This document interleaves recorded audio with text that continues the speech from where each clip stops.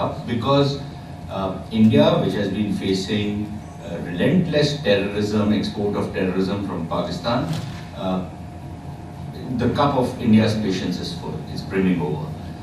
And there have been indications in the past that India is no longer ready to show any kind of a restraint, which everybody counsels, because while everybody around the world, the Western countries in particular, but also other countries, are quick to counsel restraint on India, none of them are either willing to call out the perpetrators of these kind of heinous killings in India, nor are they willing to take any solid action which will disincentivize or penalize countries which sponsor terrorism in other countries. And Pakistan has been notorious for it since the 1990s. Time has now come for Hindus to unite. Time has now come for Hindus to grow a political muscle. So that we can stand strongly when such atrocities happen. This particular atrocities, the Kashmir attack, happened while a sitting United States Vice President, J.D. Vance, right? He was there in India. Look at the daring of these people, how they dared to attack Indians in India, innocent travelers, tourists in India, while a visiting US Vice President was in India. They're trying to send a message. They're trying to send a message. Now, what does America needs to do? America needs to send them a message. Yes! Well, thank you. What happened on April 22nd was no accident, and it shouldn't be forgiven. President Donald Trump responded with moral equivalence, and that was wrong. There is no moral equivalence when it comes to terrorism. There is no shade of gray. It is a black and white issue.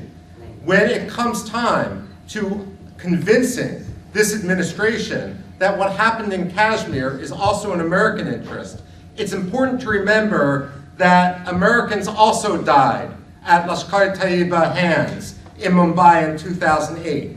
And when you track the number of Pakistani funerals that coincided with the end of the fight in Afghanistan, there is absolutely no question that Pakistan was involved in the deaths of dozens, if not hundreds, of Americans.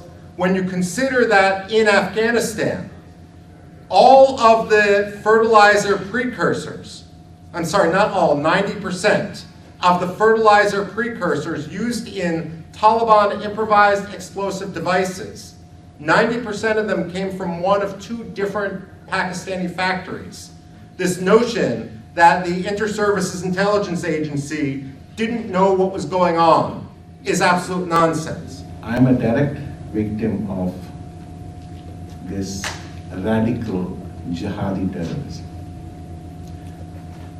My community belongs to Kashmir with a recorded history of 5,100 years. 5,100 years, 5,100 and plus 1. This is 5,101st year of our existence. Our community, with such a nice tenets as Congressman Pandit said, the tenets of our community of respect for all, spirituality, truthfulness, righteousness. He showed that support, but we are looking forward to all the support that India needs to set forth the record straight once for all. With that, namaskar. Good evening, namaskar, sat sri akal. Today we gather with heavy hearts and solemn minds to remember the 26 victims of this horrific attack that happened in Kashmir.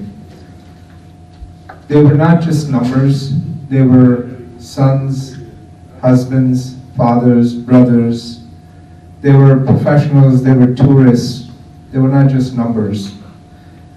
And it was those who say that terrorism The unfortunate thing is that similar thing, like Mr. Kaul reminded us, happened 25 years ago, when 36 Sikhs were targeted in Kashmir and killed because they were Sikhs.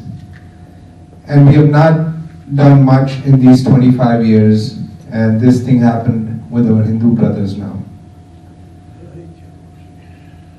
We need to stay united. We need to show the world that India is strong.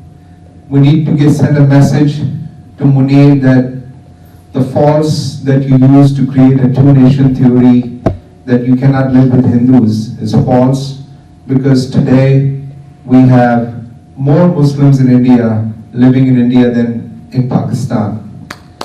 Since the radical Islamic rulers took over the region, my community was brutally and systematically reduced to a small minority through a series of violence, persecution, and forced In the conversion. past 2 weeks, the world witnessed a horrific tragedy in Kashmir, the Pahalgam terrorist attack, where 26 Hindu terrorists were systematically targeted and killed by Islamist terrorists.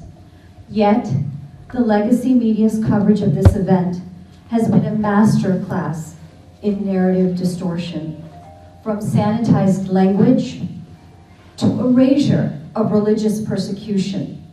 The reporting reveals systemic biases that obscure the truth, manipulate public perception, and embolden terrorism. I'll unpack 3 of these biases and their dangerous implications. As we think of the role of state actors and proxy institutions in peddling Hindu phobia and anti-Hindu sentiment to undermine civil and human rights, I will focus on institutions and individuals in the US, both academic and non-academic, who play a pivotal role. The Indian American Muslim Council has been an important organization that tries to do significant damage to US-India relations with its often half-baked and highly exaggerated information, which portrays Hindus and Hindu Americans as marauders, oppressors, and fascists, even while ignoring attacks by jihadists on Hindus in India. I would like to conclude today with some suggestions, and I hope that everybody who is listening, including members of Congress and staffers, would pay heed to this, because this is not just about the victims we see here today, who are no more with us in India. This is about each one of us, everybody who is in America.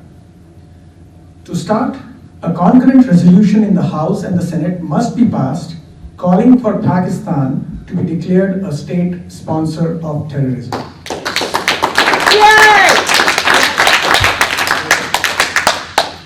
A multilateral agency funding that goes to Pakistan, either through IMF or the World Bank, has to be stopped.